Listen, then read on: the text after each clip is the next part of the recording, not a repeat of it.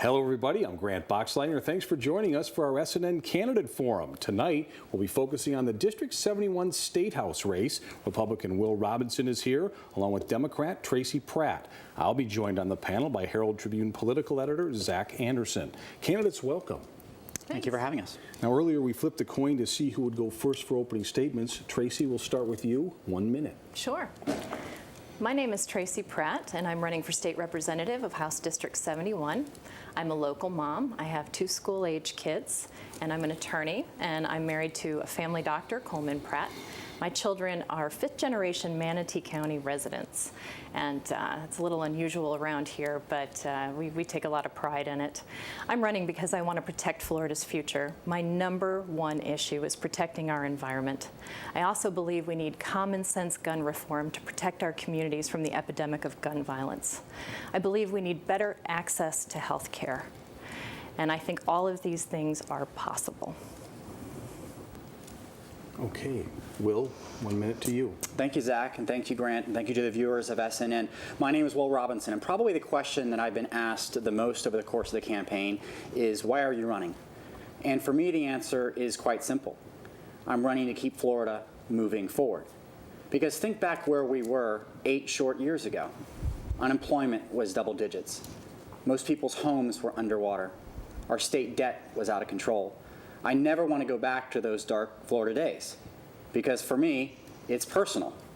I was born in Bradenton, just like my father was. Actually, we were born in the same hospital. My grandparents actually moved here from Pikeville, Kentucky in 1948. They loaded up the station wagon, they wanted to leave coal country, and they drove down to Florida. And they actually opened up a motel on Tamiami Trail. And they came down to Florida to realize the Florida dream. And that's what I want for everyone, to realize the Florida dream as we move forward together. I look forward to your questions. All right, let's begin our discussion. Zach? Thank you both for being here. Red tide and algae blooms are a huge concern for voters right now. Will, this question to you first. Governor Rick Scott has rolled back a number of environmental regulations in recent years and cut funding for agencies involved in environmental protection. Critics say this has contributed to some of the pollution problems that we're seeing right now. Do you think the state has taken the right approach to environmental protection overall? Well, red tide is devastating. I've talked to fishermen on Cortez. I've talked to hotel owners on Anna Marie Island. It's absolutely devastating. And I've talked about a 3-step action plan. The first thing is to educate. What can we as homeowners do to better protect our environment, whether it's less fertilizing or less water, to make sure we know what we can do. Also to fund. We need to fund the appropriate organizations. Like, I'm a big fan of Mote Marine, who's doing the research and the studying. I actually asked the head of Mote Marine, what can we do better? And he said forecasting. I know we have a terrible hurricane barreling down on us tonight. Imagine where we would be 50 years ago. That's where we are in red tide right now. And finally, punish. I'm a big believer that we should punish anyone that's polluting our waterways. I read a story how the city of St. Petersburg dumped millions of gallons of raw sewage into our bay. Those people need to be punished, and those fines can go to funding this red tide research. Tracy, similar question to you. Republicans point out that red tide is a naturally occurring algae, and they say Democrats are trying to demagogue this issue a little bit. Do you really think that the state can make a difference on this? And what would you say to those who believe there are enough regulations already and that the state should take more of an incentive approach to give local governments funding to try and mitigate these problems? Well, it is true. It is something that's been occurring. It's been documented as early as 1850. So we know that it is a natural element within our waters. However, we also know that the dinoflagellate feeds off the nutrients that come into the waters. And so I believe that saying, oh, it's a natural occurrence, we don't have to do anything, is not the right approach. We have to do something.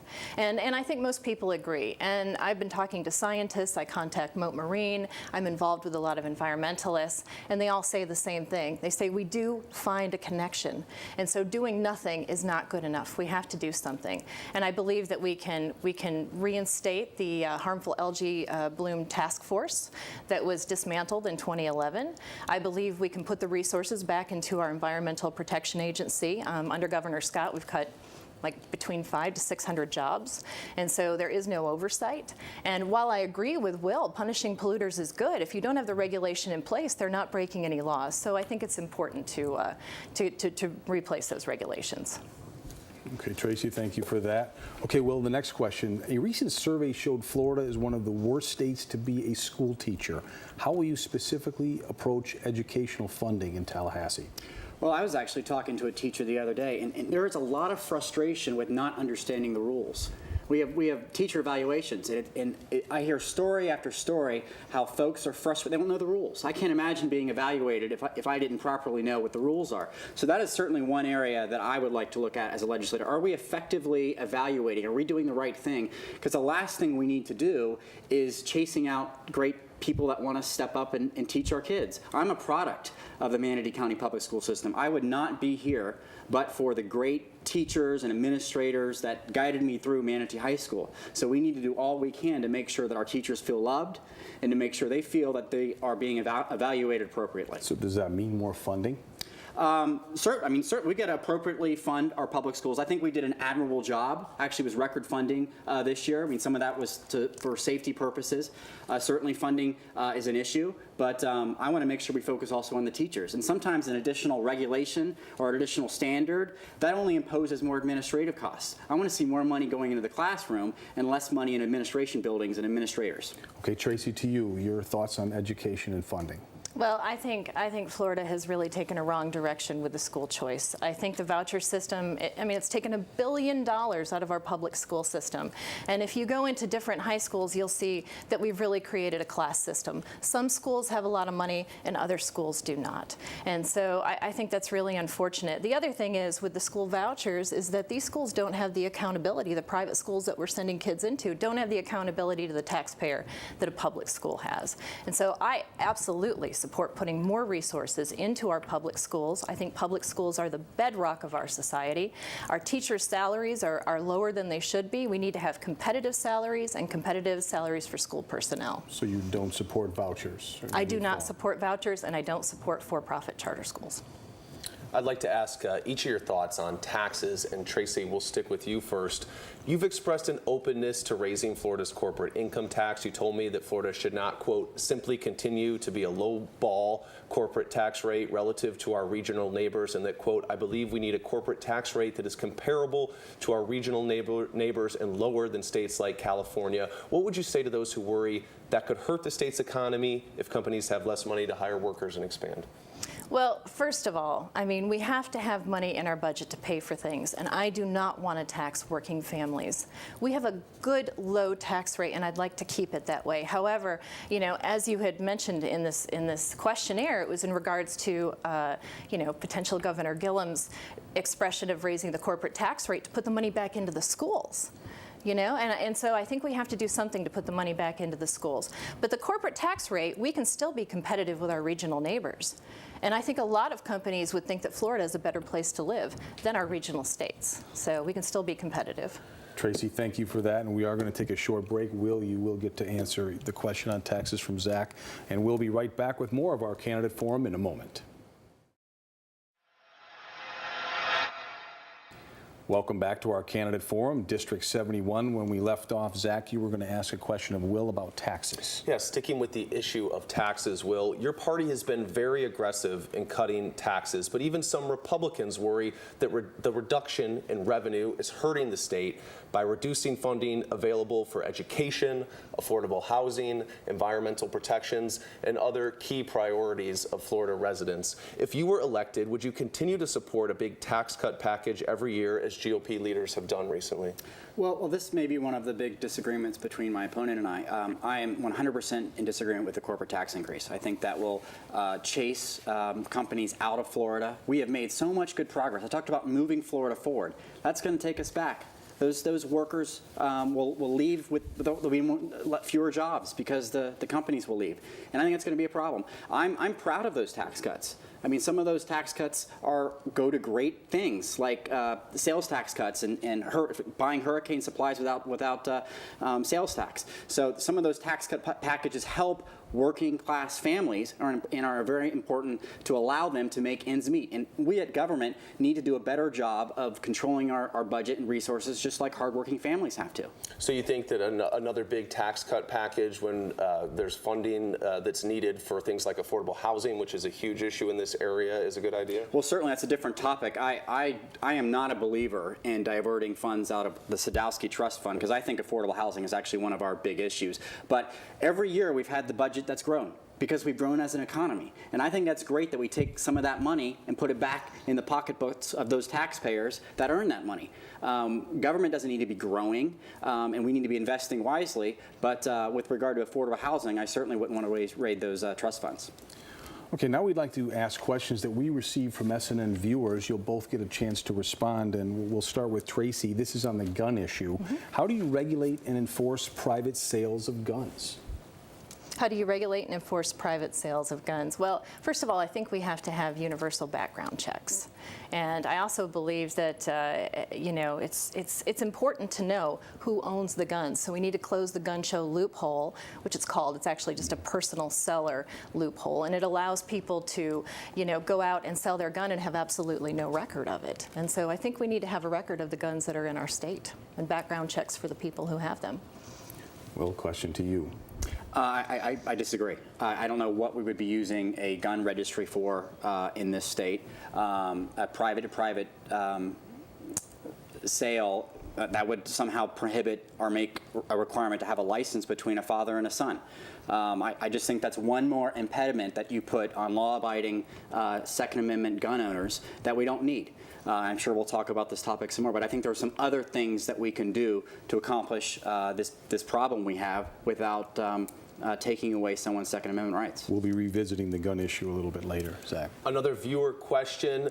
Somebody brought up the question about further legalization of marijuana, and could that help the opioid crisis? Will, we'll start with you. I am all in favor of medical marijuana, but in terms of full recreational legalization, I'm not for that. I would frankly like us as a state to be doing a better job, a more efficient job of promulgating the regulations of getting medical marijuana on the books and getting people the treatment they need. I think we've been a bit slow in doing that, but in terms of full legalization, I'm not in support of that. I agree with Will on the fact that we need to do more to make sure that patients have access to medical marijuana, but I do support decriminalization. As somebody who's worked in criminal justice reform for almost 2 decades, we are incarcerating people at a very, very high rate for drug use. And right now here in the state of Florida, 45% of our inmates are in there for drug offenses, nonviolent drug offenses, to the tune of over $20,000 a year per person. And so I think that's a great way we could move some money back into our budget. But you don't support full legalization? I think that could go as a referendum to the people, just like we did with medical marijuana. I would like to see an easier transition with medical marijuana and then bring that to the people as a referendum. Okay, Zach, now we're going to turn to the guns and school safety question. This was a big issue in the last session. Lawmakers passed a school safety bill this year in response to the shooting at Marjorie Stoneman Douglas High School in Parkland. It includes gun control measures such as raising the age to purchase rifles and shotguns from 18 to 21, $400 million in funding for school security, and a Guardian program that allows districts to arm certain employees, including some teachers. Would you have voted for the bill, and why or why not? Will? I would not have voted for the bill unless they took out the 18 to 21 restriction. It does a lot of great things, though. I'll be honest with you. That bill does a lot of great things. It's a big bill. Certainly the school security funding, huge, big fan. The mental health funding, I thought that was really good, and that's hopefully something I'd like to see that we move forward with. And certainly school security and making sure our schools are safe. I went to Manatee High School. It was a different era back in 1993 or 1994. We had 2 separate campuses. It's just a different time right now. And I want to see our school. If there's one thing basic we need to do is make sure our kids are safe from drop off to pick up. The person you're trying to succeed, Jim Boyd, he did vote for the bill. So did Representative Joe Gruters and a number of other Republicans who might not have liked the gun gun control measures, but decided to go along because they thought this was an important issue. You don't think this is something that was worth compromising on to get other things that you wanted? Well, I would have tried my best to convince the Speaker and to convince Senator Galvano to remove that portion of the bill. And I know a lot of members had heartburn over that issue and some other areas in the bill, but hopefully I would have been able to show my leadership and be able to get that component of the bill out. Tracy, same question. Would you have voted for the bill, and why or why not? Well, I think first of all, while it was good that it brought some gun reforms, I don't think it went far enough. And I think the Guardian program is problematic, actually. I do not support arming school personnel. I don't want to see librarians getting into shootouts in our schools. I mean, I have 2 children, you know, and I go through the drop-off and pick-up line. And I think we need more gun control, not just to keep kids safe in schools, but in movie theaters and in nightclubs and in concert venues and out in the public streets and in airports. And you know, I think while it's okay that we've hardened schools, it's tough for me to drop my child off and see that there's bulletproof glass in the registration. And I find it just, I hate to think that children are going into a school that looks like a prison and feeling like at any moment they're, you know, kids are talking about where they're sitting. You know, they want to make sure they can see a shooter if they come into the schools. And we have to do something more. So you're saying you wouldn't have voted for this bill? I think I would not have voted for the bill because of the Guardian program. But at the same time, sometimes I think getting that toe in the door for something you really want, like common sense gun reform that most Floridians support, I think it's something that maybe I would have voted for, and then we could have worked on it in the next legislative session. Thank you for your responses, and don't go away. We'll have more questions for the candidates in a moment.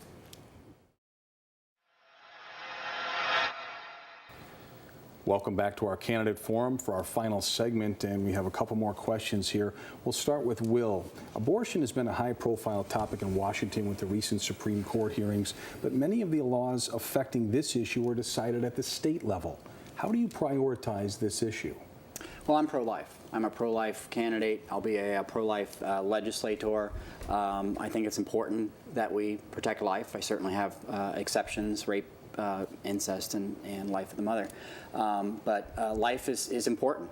Life is very important, and I will do my best to protect the life of the unborn in my time in the legislature. The state has imposed some restrictions in recent years on this. Is that a priority for you as a lawmaker? It's not a priority of mine. It's not what I'm hearing from voters right now. So it's not top of mind right now. My areas of focus are on the economy and workforce development. So it's not something that I'm focused on right now. Tracy, same question. How do you prioritize this issue? Well, it's a very important issue for me. I mean, as a woman, I believe that I should have access to choice. I am staunchly pro-choice, and I have been endorsed by Planned Parenthood PAC, and I'm very proud of that endorsement. I believe that women often face difficulties and challenges in regards to reproductive health care, and in an era where people are facing access to health care problems to begin with, I think it's important to have Planned Parenthood in place. I lived without health insurance for well over a decade, and all of my primary care came from Planned Parenthood. So I'm definitely going to do what I can to make sure that they have the right to operate and that women continue to have access to reproductive health care as they choose. Zach. The next question is one that affects your district in a big way. The debate between home rule and whether the state should exercise preemption authority over local governments is always a big one in Tallahassee. It's been particularly acute in Manatee County, where the cities on Anna Maria Island have complained about state lawmakers preempting their ability to regulate vacation rentals, which are often blamed for bringing noise, trash, parking, and other problems to residential areas. Will, do you support keeping the current state law in place that prevents cities on Anna Maria from restricting vacation rentals? I am not for preemption in this area. We elect mayors for a reason. I'm proud to be endorsed by John Chappie, Mayor of Braden Beach. I'm proud to be endorsed by Mayor Poston, Mayor of Braden. We are Republicans. We think that those closest to the people are the best governed by officials that are closest to people. And those folks are best able to make those decisions much better than we are in Tallahassee. So I'm a big believer in home rule, and certainly on this issue, I think those local jurisdictions should have the ability to govern themselves. Now, we've had some issues with Burt Harris claims and private property issues, so those concern me, certainly as a taxpayer that may have to fund those lawsuits. But I think you need to give flexibility and control and power to those that we elected in those areas, certainly our mayors and council. Tracy, Will brought up the idea. Bert Harris claims that the cities on there have actually paid some of these property owners because this is viewed as a taking if you restrict their vacation rentals. Same question to you. Do you support continuing to preempt local governments on vacation rentals? And I mean, do you have any concerns about local governments infringing on private property rights? Well, I support home rule, and you know, I've been out there talking to the people on Anna Maria Island. They have been fighting to protect their beach lifestyle since the 70s. I mean, this has been an ongoing problem, and I think that people who live out there should be able to have a say in what their community looks like. All right. And on an area of agreement. All right. All right, so we will go with our closing statements now. Will, we'll start with you, 1 minute. Great, thank you. And thank you all. And thank you, Tracy, for a nice debate. And thank you to the viewers out there. I started this evening talking about why I was running. And every single policy decision, I'm going to ask the same question. Will that move Florida forward, or will it take us back? I just don't want us to go back. I want us to focus and move Florida forward on some areas that maybe we didn't talk about today, but workforce development. We need to support our technical colleges and trade schools because a four-year degree might not be the only pathway to prosperity. Certainly the opioid epidemic. I'm pleased to be endorsed by both Sheriff Wells and Sheriff Knight, and I'll work in concert with them to try to put those drug dealers in jail where they belong. And certainly a major issue and a major difference between my opponent and I are tax and spend issues. I do not believe that we should be raising taxes. I believe that government should stay within its own means and make sure that government is more responsible to the people. We need to continue to move Florida forward together. Let's do it together. I humbly ask for your vote. God bless you and God bless your families. Tracy. Well, again, thank you so much for inviting us for this debate. Will, it was nice to finally get out there and have an opportunity to express our views and share our contrasts. I'm running because I believe that for too long, Tallahassee has been inundated with special interests and not representing the people. And so I decided to step up, to take the will of the people up to Tallahassee.